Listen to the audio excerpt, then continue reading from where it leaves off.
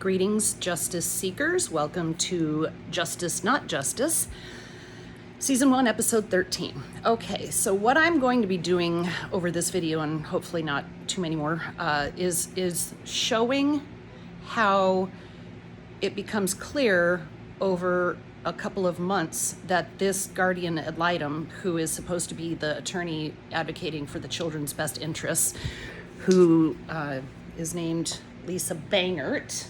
Oops, that's, well, the same person. Anyway, Lisa Bangert is not only completely ineffectual, but also is apparently becoming quite hostile toward Jeremiah, it's not clear why, but it becomes very clear that that's what's happening. And we can talk about that a little bit more. But what I'm going to try and do is, I've got a bunch of stuff to go through. So we're around end of June here. Apparently Bangert's been out of town for a while. And so she sends an email.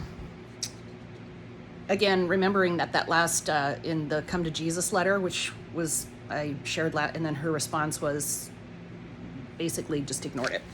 So now she says, I would like to see your client get back into his house, as this seems to be the primary goal. My question is, how far apart are the lawyers/clients regarding finances? Is there equity in the house? How do we get Jamie a place to live that can accommodate the kids and that she can afford? Would your client object to her moving to live with her mother in Eagle River? What if she moved to cheaper housing that meant a change in schools? Is he willing to pay the full percentage of child support so that she can get housing? Please let me know your thoughts on how we can move this case forward. Okay, so again, I can't say it enough that these questions are ridiculous, but they're in the context of the crazy. Because again, if it had gone the way it should have gone, which is that Jeremiah should have gotten his restraining order issued immediately, and he never got kicked out of the house, but there's this picture of helplessness on Jamie's part, and Bangert knows all of it. She knows all of this. So why is she continuing to perpetuate the insanity? And to me, it doesn't feel like this is in the best interests of the children. And I really have never been able to quite get my head around that, although some conclusions will be made.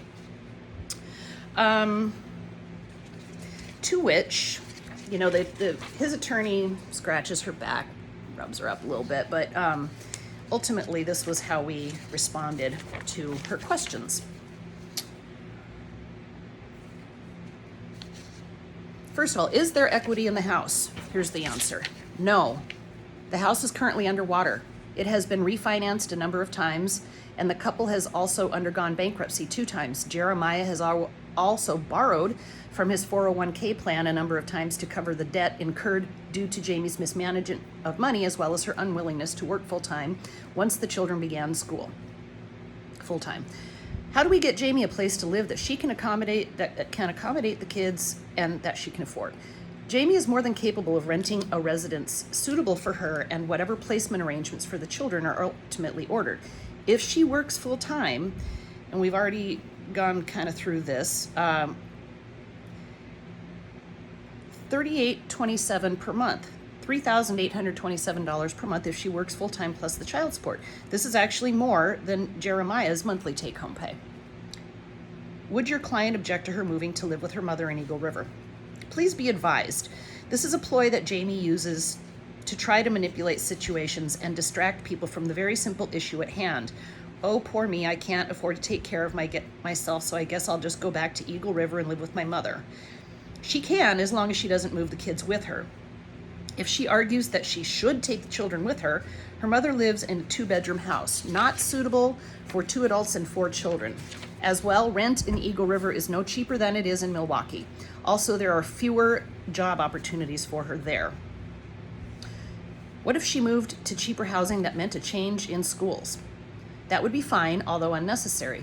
The kids can stay with their father in the house they have lived in their entire lives and continue on with school just as they always have. To clarify, before the divorce initiation process, Jeremiah picked up the children from school after work every afternoon, prepared their dinner, supervised their homework completion, got them showered and into bed.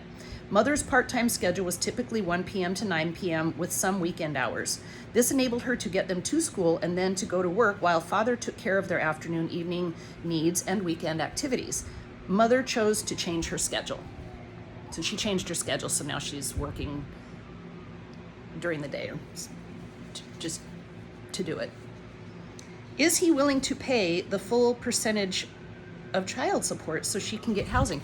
I don't understand why she keeps asking this question, because there's an order from March that he has been following, and it was determined based on the calculator. So why is she continuing to imply that he's not paying as much child support as he should be paying? He's paying exactly as much child support as was ordered. All right, so here's how she responds to all of that. Now, I want to reiterate that Jeremiah's message is consistent from the very beginning. He doesn't waver. His proposals are always basically the same. They're logical, and they are never regarded, just ignored, not doing it. And why? I don't know, because that has to suggest some bias in favor of and against someone, right? So let's not, mince words here. She's showing a bias against Jeremiah and in favor of Jamie. And so we have to ask the question at this time, why is that? She doesn't like him. And I hope it's fairly clear through the videos that he has to date done nothing to offend or insult her or anything. He's been patient. He's been polite. He's been responsive. So why doesn't she like him? Is it because he's a man? Is it because he's black?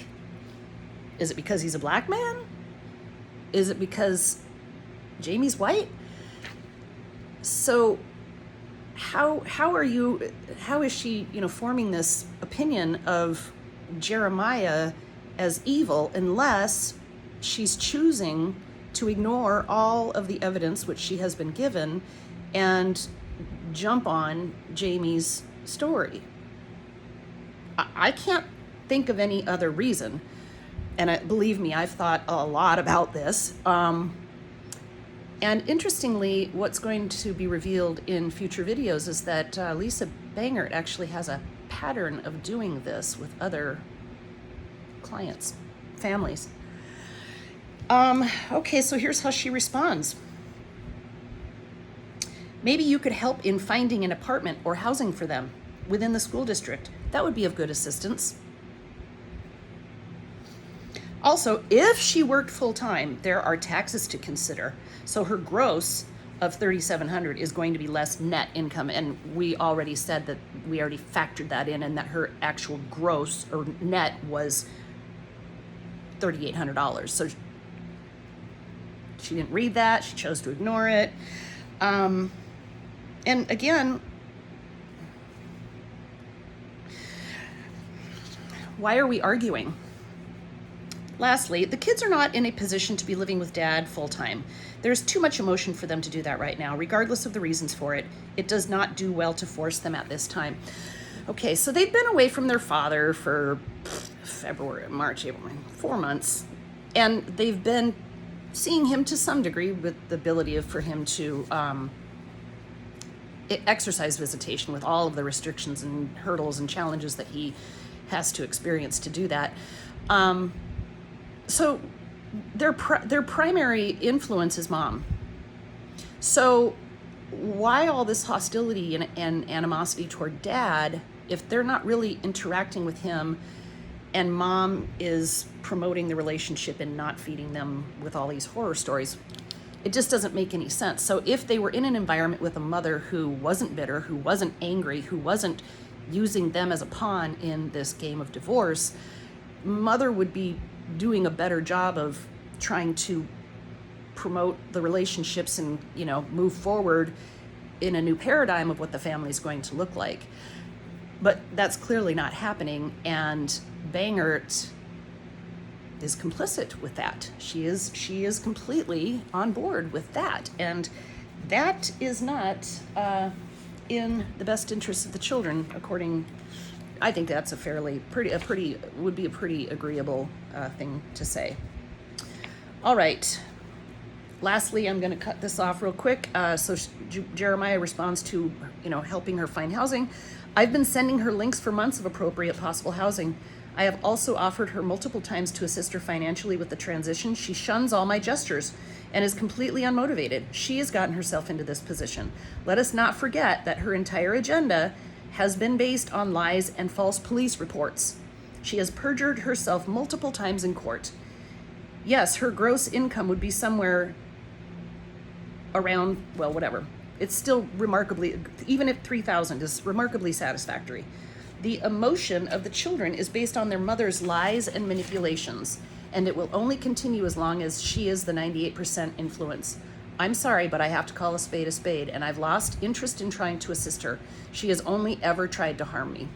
At this point, all I care about is the best interests of my children, and there seems to be some significant divergence of opinion among the parties about what that actually is. To which Bangert responds, agreed. There is a divergence. Your children are upset, angry, sad, and uncertain.